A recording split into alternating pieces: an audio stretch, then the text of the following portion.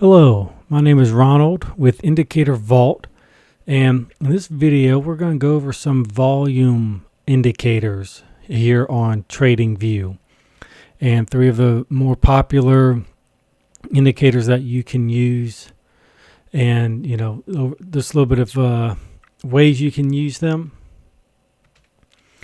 With volume, it's all going to be the same data. And so these indicators are basically using the same data, the same input, but just visually putting it on your chart in a different way as far as how to interpret it. Two of these will be, formulas that are incorporating volume, not just strictly volume in itself. Most of the times you'll see volume here on the bottom, with the vertical bars. That is volume based on time, because each of the bars below will line up with a candlestick above. So here for the hourly chart on the euro, if we had the bars here, it would represent 1 hour's worth of volume for each of these candles. So that's the most common one, but I want to go into three more unique ones and ways to use them. And so the first one is, I've got pulled up here, fixed range volume profile. Click on that. You see it says click to set a point. And so with fixed range, you just find the range that you want it to take the volume from. And this is now how it shows up. And so volume profile in this way, whereas the vertical bars is volume based on time, this is volume based on price. And so this is inside of this range from this high to this low. These bars, these horizontal bars, are now showing where the most and least volume is traded on the price levels. So what's called the point of control is always going to be the area where the most volume is traded. You can see that here with this extended red line. You can see just some others here, and of course up here. Not much volume at all. And with that in mind, price does not want to stay around where it's least traded for very long. It wants to go to areas where it is most traded, where there is high volume. And so as we can kind of see here today with this, even though these are two large candles, this supply candle and this big engulfing bearish candle, this is telling us there's not much volume going on up here. And so as we see price, as it started to come back up in here, we can see it starting to wick away from it. Of course, we'll see what happens in the coming days, but typically that's one of the ways you want to view using this. As price goes into areas of low volume, it wants to find areas of high volume. So as it's still trading inside of this price range, we can see after it bounced from this low, it stayed inside of here. It may want to be rejecting from this area and go back down to here before it creates a new range, whether it's a new range up or new range down. And if you go into the settings for it, if you can go through these, and figure out what you would prefer in different colors, other different inputs. But one thing about this, if you click extend right, you'll see how it actually changes. And so what that is actually doing is now it is taking everything. It's not just taking into account this high to this low and everything in between. It's taking what is between this high and this low onward. So it is now including all of this. And so we can see how it suddenly changed into lots of volume up here, which we can see, where all these wicks are. So that could be telling us that it's, maybe some sellers are now starting to want to get in and pile up some orders here. And we're just waiting to see if price will continue downward. So that's the volume profile. Many different ways to use it. That's just, some very basics about that. But it's a great visual to have as confluence as far as volume based on price, as far as just the raw data. So next we have the money flow index. This is a popular oscillator and a great one to use for many different confirmations and ways to interpret price action.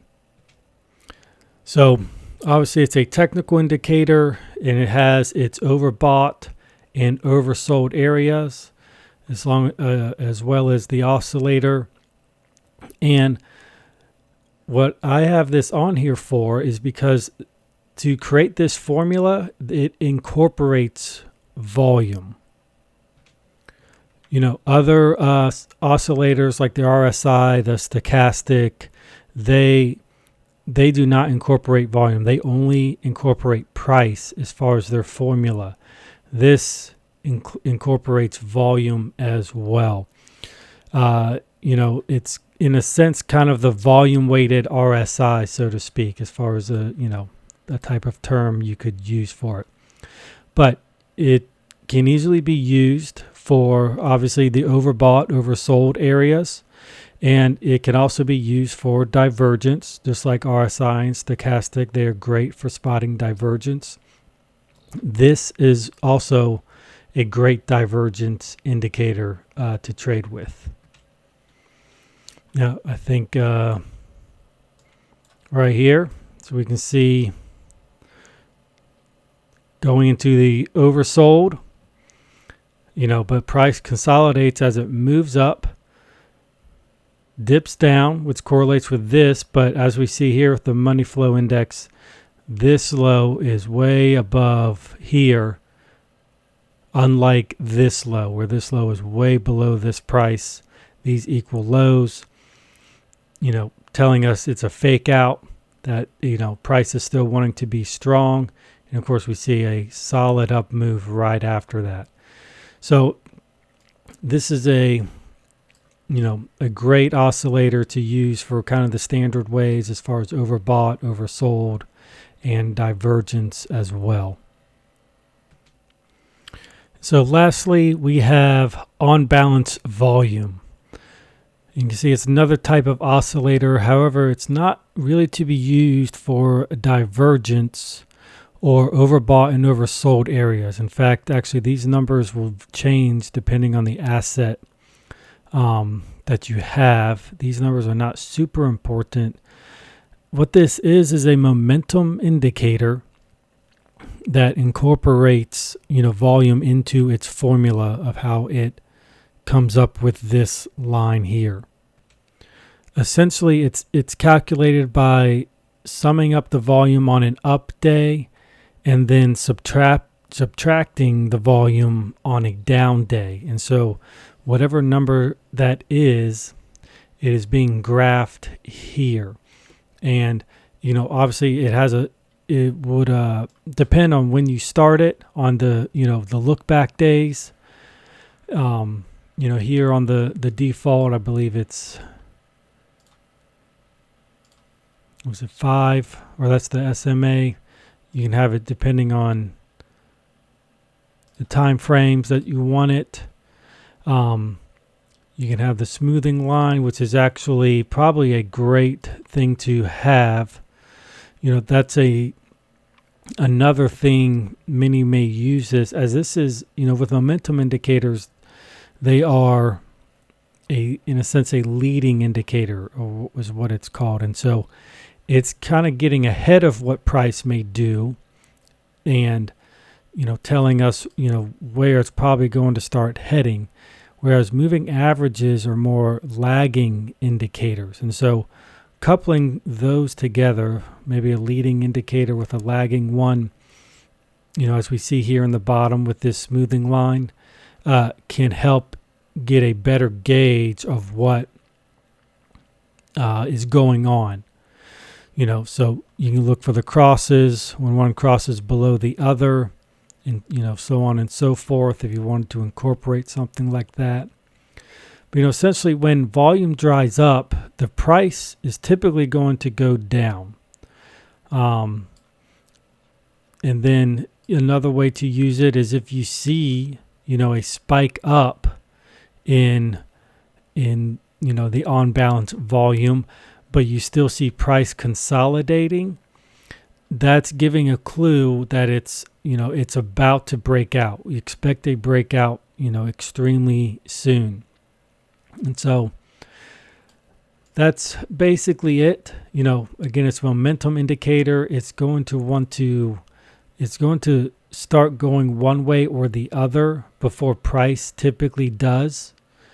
This one is just including volume in its formula for calculating this. Some liken it to the accumulation distribution indicator as well. That indicator can be used similar to this one. It's just that this one incorporates volume into its formula. So that's why I wanted to include this as the last of the volume indicators here. So a little bit of mixed of all these three with the volume profile, the on balance as a momentum indicator, and the money flow index as a overbought, oversold, and divergence indicator. So these are three volume indicators I would highly suggest that if you want to incorporate that in your trading, that you may want to study up on and look into. And so I hope this video was helpful, and until next time, best of luck trading.